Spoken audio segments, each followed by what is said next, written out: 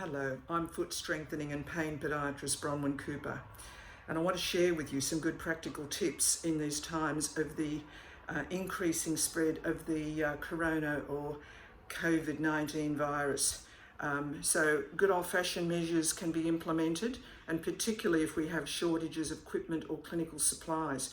So I'm wearing an old-fashioned, admittedly from the 60s era, reusable face mask, washable, also able to be sterilised. Now, these were out of my mother's collection. I've been using these for about 5 years in clinical practice because I'm not fond of continually, both for the environment but other factors, continually using consumables that are disposable if there are other alternatives.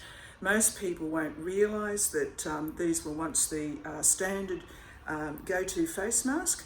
And while not necessarily ideal or the most practical, in this particular challenging period where we're assured that clinical supplies are somewhat limited, it would be a great backup for clinicians who routinely wear these in everyday practice, dentists in particular.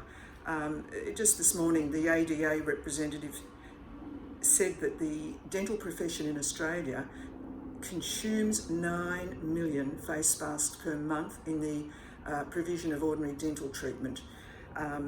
The next group in clinical practice, in private practice, would be podiatrists who have to use a lot of face masks in proportion to the number of patients they see.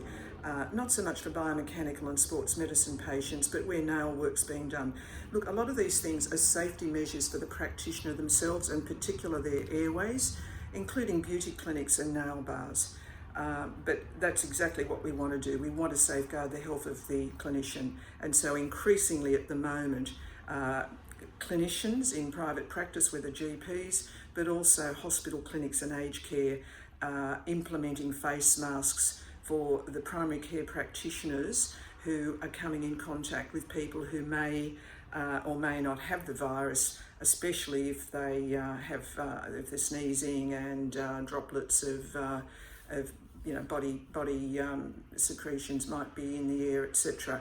So if you would like to do something to help out your local clinician and you're handy with a sewing machine, there's nothing to stop you from getting an ordinary face mask to get the dimensions, some appropriate cotton fabric, looking at making some of these that are, as I said, washable, reusable, and can be routinely used by a number of clinicians in their everyday practice.